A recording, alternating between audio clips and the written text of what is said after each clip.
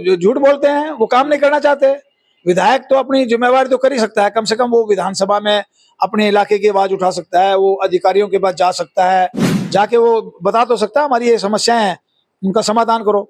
लेकिन उसकी नियत नहीं है ये करने की, वो सिर्फ कागजी पॉलिटिक्स करता है, अपने प्रेस में चला जाता है और प्रेस में एक बात कहता है हमारी तो चलती नहीं, हमारी सरकार नहीं है। तो पहले सरकार थी जब तुमने क्या कर दिया। इस बात का उनको पता भी लग गया कि कांग्रेस पार्टी ने झूठ बोला था उनको और झूठ बोल के वोटें ली थी। और फॉर्म भरवा के एक आता है 25 तारीख को चुनाव होगा, 4 को गिनती होगी, 5 को आपके खाते में 1-1 लाख रुपए आ जाएंगे। अब वो औरतें ढूंढती फिर रही हैं उन नेताओं को। कांग्रेस पार्टी ने महिलाओं को 1-1 लाख रुपए साल के देने की हिमाचल के चुनाव में भी वादा किया था, लेकिन आज उनकी सरकार है वो 1 रुपए भी नहीं दे पाए महिलाओं को। तो हो ही जाता है। गंदा पानी बहुत आ रहा है सर, वो ठीक करा देंगे, जो जहां जहां कमी है वो ठीक करा देंगे। एक तो इलेक्शन ईयर होता है, थोड़े अधिकारी भी थोड़े से लापरवाह हो जाते हैं। नमस्कार, चुनाव एक्सप्रेस में आपका स्वागत है। मैं हूं आपके साथ मयूर शर्मा।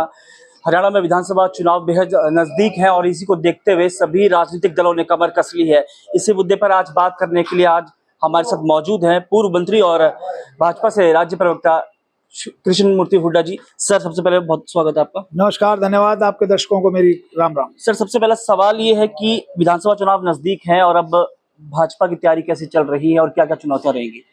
भाजपा पूरी तरह से तैयार है चुनाव लड़ने के लिए।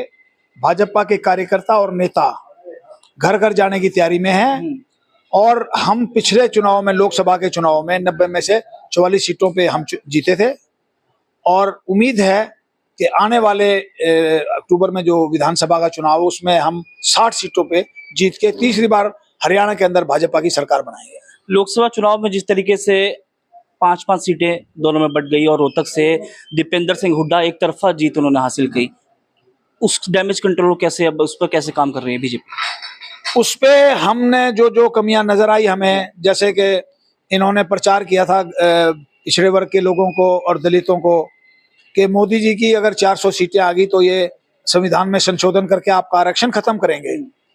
तो अब हमने लोगों को समझा दिया है। इस बात का उनको पता भी लग गया कि कांग्रेस पार्टी ने झूठ बोला था उनको और झूठ बोल के वोटें ली थी। दूसरा, उन्होंने महिलाओं के 1-1 लाख रुपए साल के देने की वायदा किया था कि 25 तारीख को चुनाव होगा। उनके फार्म भरवाए सबके और फार्म भरवा के एक आता है 25 तारीख को चुनाव होगा, 4 को गिनती होगी, 5 को आपके खाते में 1-1 लाख रुपए आ जाएंगे। अब वो औरतें ढूंढती फिर रही हैं उन नेताओं को कि जिन्होंने फार्म भरवाए थे, उनके कोई गया नहीं। कांग्रेस पार्टी ने महिलाओं को 1-1 लाख रुपए साल के देने की हिमाचल के चुनाव में भी वादा किया था, लेकिन आज उनकी सरकार है वो 1 रुपए भी नहीं दे पाए महिलाओं को। कर्नाटक में भी इन्होंने इस प्रकार का वादा किया था, वहां भी एक रुपए नहीं दे पाए वहां। तो ये जिस प्रकार से झूठ बोल के, झूठ की जो पॉलिटिक्स है इनकी, उसके माध्यम से इन्होंने चुनाव जीता है। सर, हम बात करें रोहतक की तो यहाँ की मूलभूत सुविधाओं की, आपकी सोसाइटी के पास ही यहाँ पर गांधी कैंप है, चिन्नौट कॉलोनी है, यहाँ पर पानी की समस्या काफी रही है पिछले कुछ समय से, लोग काफी परेशान रहे हैं। आपको नहीं लगता ये कहीं ना कहीं नेगेटिव इफेक्ट पड़ेगा इस चुनाव में? पानी की समस्या का समाधान अगले 2-3-4 दिन में हो जाएगा। ये पिछले काफी समय से प्रशासन कहता है। पानी देखो, गर्मियों में पानी की किल्लत तो हो ही जाती है। गंदा पानी बहुत आ रहा है सर, वो ठीक करा देंगे, जो जहां जहां कमी है वो ठीक करा देंगे। एक तो इलेक्शन ईयर होता है, थोड़े अधिकारी भी थोड़े से लापरवाह हो जाते हैं। जब इलेक्शन को 2-3-4 महीने रह जाते हैं ना, थोड़ा सा उनको ठीक कर रहे हैं। जहां जहां कमी है पानी की वो ठीक करवा दी जाएगी और हो जाएगा पानी ठीक। रोहतक से पिछले 5 साल से कांग्रेस के विधायक भी बता रही है, अगर उनसे बात की जाती है, प्रेस कॉन्फ्रेंस होती है, तो वो ये कहते हैं कि साफ तौर पे कि मैं बेशक विधायक हूँ लेकिन मुझे काम करने नहीं दिया जा रहा है क्योंकि हरियाणा में सरकार बीजेपी की। ये कैसे हो सकता है कि एक विधायक है, हमेशा ये कहते हैं ना, वो झूठ बोलते हैं, वो काम नहीं करना चाहते। विधायक तो अपनी जिम्मेवारी तो कर ही सकता है, कम से कम वो विधानसभा में अपने इलाके की आवाज उठा सकता है, वो अधिकारियों के पास जा सकता है, डीसी के पास जा सकता है, नहर के अधिकारी हैं, पानी के अधिकारी हैं, पब्लिक हेल्थ के अधिकारी हैं, उनके पास जा सकता है, जाके वो बता तो सकता है हमारी ये समस्याएं हैं, उनका समाधान करो। लेकिन उसकी नियत नहीं है ये करने की, वो सिर्फ कागजी पॉलिटिक्स करता है, अपने प्रेस में चला जाता है और प्रेस में एक बात कहता है हमारी तो चलती नहीं, हमारी सरकार नहीं है। तो पहले सरकार थी जब तुमने क्या कर दिया, पहले उनकी 10 साल सरकार रही, जब उन्होंने कौन सा सुधार कर दिया था। तो लेकिन ये बातें हैं कि वो एक बहाना उनको है, कि बहाना लगा के वो काम नहीं करना चाहते। अब कांग्रेस ने अभियान शुरू किया है, हरियाणा मांगे हिसाब, इसके लिए इस पर क्या पलटवार, बीजेपी का क्या जवाब रहेगा? आपने हिसाब दिया है आज जी। हमने कहा है कि मोदी जी ने 80 करोड़ लोगों को फ्री में राशन दिया है मोदी जी ने हमारे हरियाणा के अंदर 12 नेशनल हाईवे बनाए हैं, जबकि 10 साल के कांग्रेस के शासन में एक नेशनल हाईवे बना था। हमने हरियाणा के हर जिले को नेशनल हाईवे से जोड़ा है। आप पहले चंडीगढ़ 5 घंटे में जाते थे, अब 2.5 घंटे में आप चंडीगढ़ चले जाते हो 152D से। आप जम्मू 14 घंटे में जाते थे, अब 6 घंटे में आपका सफर पूरा हो जाएगा, वो बनने वाला और 4-6 महीने में।